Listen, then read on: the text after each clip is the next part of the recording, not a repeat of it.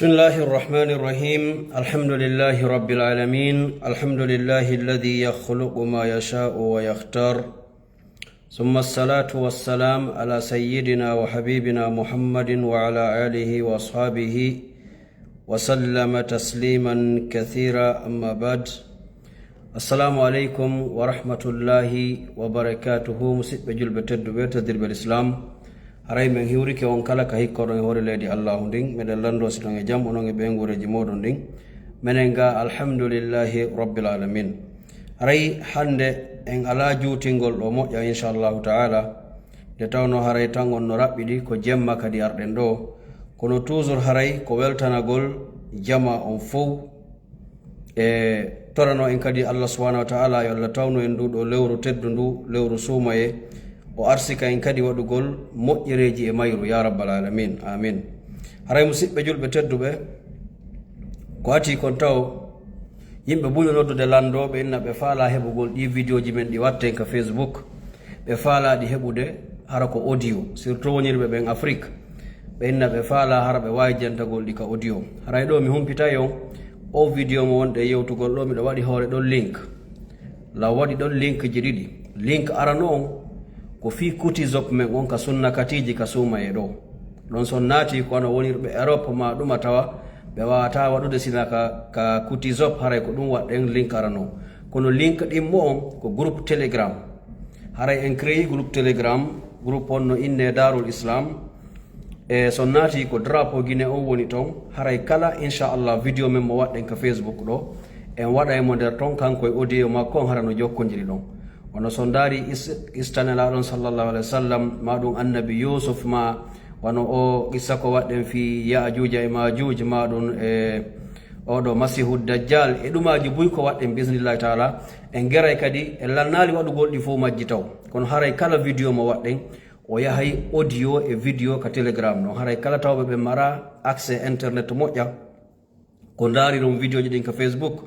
inchallahu taala son naati ka groupe telegram ɗon on wawa yiide vidéo ji ɗin fota ɗi jokkodiri ɗon hara kadi kono faalira ɗon wara fof no organise siko audio faalɗa ñoƴƴa e audio siko vidéo kadi a ñoƴƴa e vidéo inchallah haray ko ɗum mi faalno hompitugol ɗo hojjiti ɗon kon haray yafuto ɗon andi hanki en arno ɗo e andintinɗen seeɗa ko yowodiri en nduɗo lewru teddu ndu wondu arde ɗo lewru suumaye haray bi idnillahi taala e landiɗen jama on kadi iɗon andi no hollirɗen noon hanki enen koyen iwɓe e leydi tawdi ko leydi tampudi holluɗen haray hiɗen faala wallitagol siɓɓe meɗen ɓen jama on no ɗuuɗi wonɓe toragol balle ɓen hiɗen faala sodude au moins 50 sac de riz fiyen wawa wallitagol au minimum 50 famille fewno ɗo eɗen mari 47 ɓe enregistre ɓen taho tawa ɓen ɗon ko hanaɓe wallitede ka suumaye ɗo heɓanowo en saku maaro alhamdulillah heɓanowo en saku sukkar alhamdulillah e mo kala yo waw wodde ko heɓata kon hiɗen andi mo kala hino mariri nokkugo ka wawa ittude kono ɓeɗo kadi ko yimɓe tawɓe haray en andaɓe min mi andaɓe onon on andaɓe kono noon ko contact ɓe woɓɓe maɓɓe ɓeɗo jogui audio ji maɓɓe ɗin ɗo simi jentini on ɗi ɗo koɓe addantanan kon ka whatsapp ji toragol balle ɗen no gasa hara woɓɓe maɓɓe yiɗano ɗum yaltu kono no gasa mi huɓɓana e ɗo audio goto fiyon wawu jentagol fi tuyon faamu haray jamma on no ɗuuɗi moƴƴa ɓe habbi en kadi donc alhamdulillahi rabbil alamina ko ati ko weltanon ɗen jamma on moƴƴa hanki ɓawoy wadde vidéo men on ɗo ɓay holliɗen faala au moins ɓeru 50 sac fewno ɗo ni alhamdulillahi en wawi heɓugol ko yaata au moins 21 sac ko tawata jamma on wawi wallitade na sakuji ɗiɓɓe soodi kono sen calculi contribution ko waɗa kon hankin ɓawo vidéo men on en calculi ko coggu sakuje maaro hawrata haray alhamdulillahi rabbil alamin en wawi heɓugol ko fanɗi wotalen coggu 21 sac ɗum ɗon en wawi hoolade en waway inchallahu taala assistugol 21 famille anditen hunde wotere musidɓe julɓe tedduɓe sakun goto maaro naafi neɗɗo goto ko famille fof wonɗa wallitade ɗon fiyoɓe heɓo koɓe huntora wiwɗen noon hankin nelaɗo sallllahu alayhi wa sallam ɓe makani en kala huntinɗo horuɗo o huntirinimo saabu allah haray himo mari baraji on horuɗo ɗon tawa kanko kadi horuɗon o uytanaka donc ɗum no wayi wasi tawi woni a huntini neɗɗo goto pet si a heeɓi chance goɗɗo taƴiri ñamete ko naɓanɗamo kon huntari ko waɗanɗamo kon haray no wa'i was tawi a hoori en 2 jours par ce que allah yoɓete an ko horuɗa kon o yoɓama kadi joddi o mo huntinɗen ɗa joni noon ko ɗum sikkuɗen si tawi woni en soodiɗo sakum maaro en waɗani goɗɗo tawi yimɓe nayo ma jowo no e nder on famille ɗon ɓen ɗon ɓe wawai huntade ɗon ko baraji jelumoɓe ten ɗo musidɓe julɓe tedduɓe iɗon andi yimɓe buyi alhamdulillah allah no newinani ɓe hiɓe mari moyen fewdo ɗo ni buyno préparade ɓe yeehi waɗugol umra woɓɓe ko ton humoyta sumaye woɓɓe wonay toon ha ndumaya hiɓe moɓude baraji hiɓe rewde allah subhanahu wa taala kono buy emen kadi en mara on chance no gasara en heɓali chance immagol ɗo yaha waɗugol umra ma ɗum yawgol hajjoygol peut être no gasara situation ji ɗin ne waki taw kono musidɓe julɓe tedduɓe nduɗo lewru teddu ndu ko lewru ndu tawata ko hana ndu wippodirede fi moƴƴingol baraji haray ko ɗum naadite en ɗo numéro men zelon no dow ton wiwɗen ko 347 523 3007 numéro orange moni on kadi himo dow ton ko 620 40 03 13 wono sénégal kadi woɓɓe landoto ɓenna ɓe faala numéro on sénégal on kadi so waɗi 221 on ko 77 15 88 879 haray ko ɗiɗo numéro ji fen ɗo waɗɗen sayna ɗum ɗon hiɗen mari coutisop dow kala tawɓe ko carte maɓɓe ɓe gollirta yoɓe waɗu ɗon wiwɗen hikka en falaka habbagol ha leero yona so lewru ndu naata hara woɓɓe no jiiɓi si heɓay ko ñaama donc haray ko ɗum waɗi si fuɗɗiɗen hikka law ɗo kadi en ala juutinde inchallah ko hanki fuɗɗiɗen ko 3 jours fala ɗe wadde si allah walli en timmini ko falɗen ko alhamdulillah hiɗen mari orphelinaji tati ɓe falɗen assistugol e nder leydi Guinée taw ɗon ko aliyatimaɓe tu wona ne'ede donc inchallah min holloye on kadi vidéo ji ɗin si woni hewtoyɓe inchallah hiɗen mari 47 famille besonniɓe assistance tawa ɓeɗo koɓe nodduɓen wawɗe registrugol ɓe ɓeɗo tawa hiɓe tanɗinori en goɗɗum haray musidɓe julɓe tedduɓe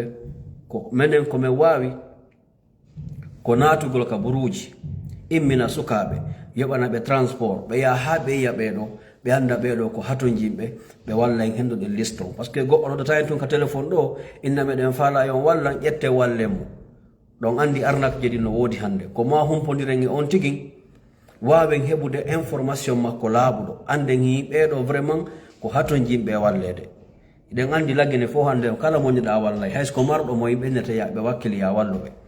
kono ɗo ko haton jimɓe tawɓe ɓen ko miskimɓe tawɓe ɓeɗo vraiment e yahi ha yiyen anden ɓeɗo on ko haton jimɓe donc ɗe mari sukaɓe ɓe engage den wi ɗum wonɓe laggine tawɓe ɓen kamɓe kadi ɓe engage yoɓe hendo tun coggo essence ɓe waɗanayi en golle ɗen hara ɓe yoɓinali en hay e hunde alhamdulillah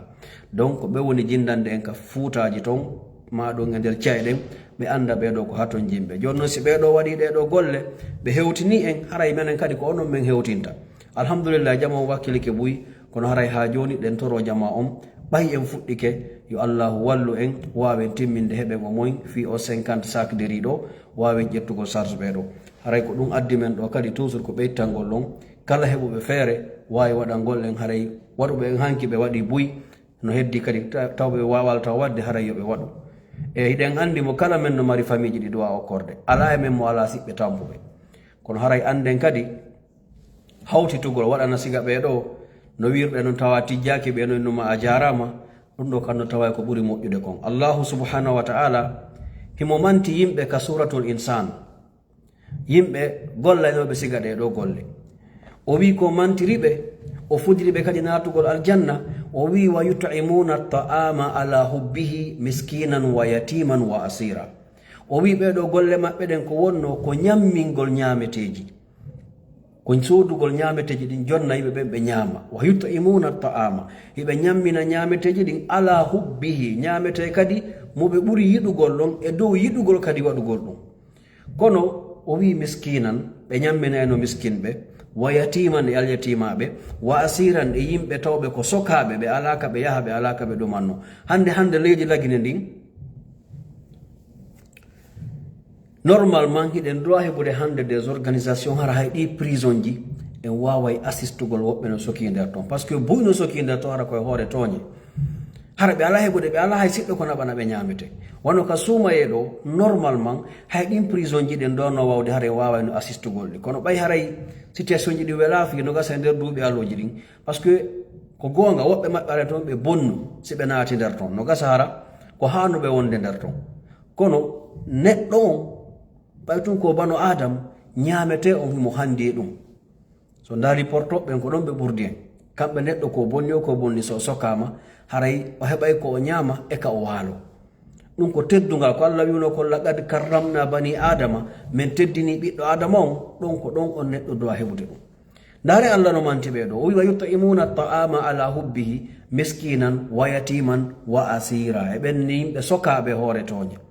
kono ko ɓe mantiri ɓe kon o wi ko ɓe innata ko si ɓe gayni ñamminde ɓe ma ɓe okkoriɓe ɓe inna la nuridu minkum jaza'an wala shukura. menen min habbora on yo jarnumen, min habbora yon innu men thank you, min habbora ha yo yoɓitumen hay fus. la nuridu minkum jaza'an, min habbora on min falaka e jungo mon joddi, wala shukura hina hay jarnede. awa kon ɗum ɓeɗo ɓe ɗaɓɓuno ɓe wi innama nut'imukum liwajhillahi, minen ko min woni on ñamminirde ko sabu allahu subhanahu wa ta'ala.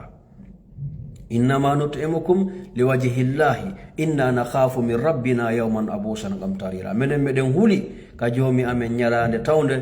ko niɓɓitayde tawa mo kala yahay ɗon deñña nder no makude golle mum. o harem siɓɓe julɓe tedduɓe no wiruɗen noon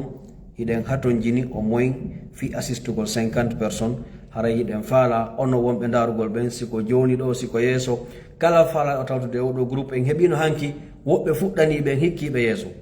wallahi heɓuno hanki neniraɓe yo Allah ɓeydu barke maɓɓe, ɓeyda barke jurriya maɓɓe on. addan ɓen ɗo $500 ɓe wolanno en ɗo en kubutullahi won kadi ɓe addiɗe en torki Allah yo Allah waɗan ɓe joddi aljanna, yo Allah yoɓo e ɓiɓɓe maɓɓe ɓe. no woodi addan ɓen $20, no woodi addan ɓen $10. kono ko ɗum ɗo fof hawteteten heɓen ko wawen wallitade musidɓe meɗen men. hiɗon andi so ƴetti wano ɓe arabuɓe wonɓe makka ma wiyen saudi no woodi kaɓe heɓata baraji hewɗi, kono ɗum e ɗum mum so ndaari fawno ɗo buy e janngayɓe ton haray ɓe ƴetta ɓe okkora ɓen. no woodi buy hande ko sadakaji ɓen wonana ɓeede leyɗe goo tampuɗe taw ko ɓen ɗum ɓen ñamata. joni noon ɓeɗo ɓe aray ɓe juulaka julire nelaɗo sallllahu alih wa sallam, ɓe arabuɓe wonde wiwde ɗo ɓe aray ɓe juula ɗon ɓe mooɓa dolle baraji, ɓe yahay ɓe juulaka kaaba ɓe mooɓa dolle baraji. nelaɗo sallllahu alih wa sallam maaki waɓutu gooto mo juuluɗa makka ka suudu kaaba hiɗa mari waɓutuji guluji 100 100,000 100,000 baraji ko heɓata e juulirde ko. on andi ɓeɗo na baraji sama kala si ɓe juuli ɗon noon waɓutuji ɗin 5 fana alansara futuro geƴe subaka waɓutu goto kala ɓe mari 100,000 ko ɓurde ɗaya juulirde ko baraji luɓe woni moɓude. joni noon enen e yahali ton en ala juulugol ton se habburike ɓeɗo kadi yo ɓe okkoren ko ñaamen, en habburike ɓeɗo ɓe naɓan siɓɓe meɗen ɓe yiɓe okkor ɓeɗo ko ɓe huntora ko ɓe horira. joni noon ko aljanna mo ɓe faala on faala ɗen musidɓe julɓe, ko Allah goto wonde ngerewde koko woni e jungo Allah kon ɓe faala ko ɗum faala ɗen. ko honno yaltiroyte musidɓe julɓe tedduɓe. hiɗon andi ko ni kadi jama on habbornoɓe hari kala ka yiwɗa forage no jasa e nder lagine ma afrique ko arabu ɓen okki. a sikka enen hari en anda hiɗe wawi moɓidirde seeɗa wawen naɓude jasane yimɓe ɓe ndiyam. kono alhamdulillahi rabbil alamin ka fuɗɗornoɗen ndemo jobere aljanna famille ɗo jama on andi e ne hiɗe wawi wallinde $100 $20 mahi jasanen forage hande no fandi e nder leydi Fuuta mo ala forage no fandi en innali ko enen waɗi. kono buy CV ɓe yahi ɓe waɗani village ji maɓɓe ɗin ɓe ɗaɓɓi baraji buy andija ka ɗe wawi wadde, kono anditeɗo e nder duuɓi 15 ɓaawo hande ma duuɓi 20 hari kala forage mo yiwɗa nder Fuuta Jallo ko arabu ɓen ari hokkimo. on faami. donc haray ɗo enen ko wawɗen ko andintingol en wata forsuda e goto, kono noon ɓay tun Allah no okki en hakkil se mijitiki enen kadi koko ɓe faala kon faala ɗe e hoore ɗum kadi enen hiɗe wuuri e leyɗe tawɗe hande peewal ngal no manki moƴƴa. ittugol sadakaji ɗin toro julɓe ɓen torano ɓiɓɓe muɗum ɓen ɗum kadi ko hunde mawnude no musidɓe julɓe tedduɓe. no tawa ko Allah ɓattorte fiyo Allah jaabinani du'a, fiyo Allah huntane haaju mo faalaɗa ittugol sadaka e ñammingol miskino, surtout e ndu lewru wondu arde ɗo lewru somaye. joni noon no hollirɗen noon hanki mbuyinnayi siko sago amen menen min habbota lewru ndu naata min itta ko gonga. so tawi ko ya ittu tun jonna o tigi jungo e jungo ɗa wawi habbade ha hande weyta e sumaye ma janggo premier sumaye jonnamo. kono joni sai ko yahete do dabbito e haka village ji a habbi ke do hanyande premier sumay a jonni do goddum taw dum ko ma jette do be ha Afrique yahe dabbite ko hombo sodante taway on hande kadi o tajinoke mahara wobbe acinoke ma jonnimo parce que hande alhamdulillah rabbil alamin jama men on Allah no yilti berde men den e wadugol sabilillah o mojja hande jama men on no okkude mojja donc hare musibbe julbe teddube ko wiwden kon waden adondirgol e nde do mojjere haray meden habbi on meden holori on kadi hankin e yewtuno fayda ko do woni fillitagol do si be do acci yimbe ben fo be ari be fewti en be wi aljanna family meden tori on wallu men wallahi ko yon faamu be tandinore wona non min be tandinori ko ono wonbe bawa mojo berende siko min tun be anduno hebata do yimbe cappantato cappannayo arobe nata ka privé men inna yandi haray meden tori yon wallu men en hebata no kadi courage immin gollo wobbe yo yaw dabbito ya haka village ji ton anda ko mbo yombo haton jili wallede fami donc haray ko dum faalde ngennude mi jentina on do tunno gasa audio goto e siddo meden mo mi yewtidi tawdo odo ko wondo ha Liberia mawbe makko ben ala selon ko wiilan kon ko hay sonnajo makko o seedino e mum tawde goddo ngala yalla surro en surrabe jonnon himbe faala artude lagine himbe mari yumma mabbe ala hay e goto ko wallito dum be wi baybe ala ko be okkora yumma mabbe be tori yen wallube be hebano be artira be wawa dankade beto yumma mabbe haka somayelo bay ala ko be okkora be ala ko be nelda be fi somaye goddo ala ko wonda e mabbe yumma mabbe nawi haray be toriki en ye wallube be heba pasi be ara fami donc haray be do ko hana be wallitede be ara be wona bete hibbo yumma mabbe kono na argongol dum be on do hebude ko wallitore fi biro mum ko horira idan kaaji din no duudi en wata sifade parce que na wirtugol be addude addi en do fami kono ko yewtirten piiji go ko fi tun yen faamu haray piiji buyno baawo tawa en wata wolde fo sen woli fo haray no gasa dumanno to joni mi dara do simi jentito to audio on goto mi jentina on tun seeda ko mi waddi do e goddo kono haray no gasa nanota ko mojja odo ko bandirawo men on do der fuuta on mi sikka on faamay ko wolta kon parce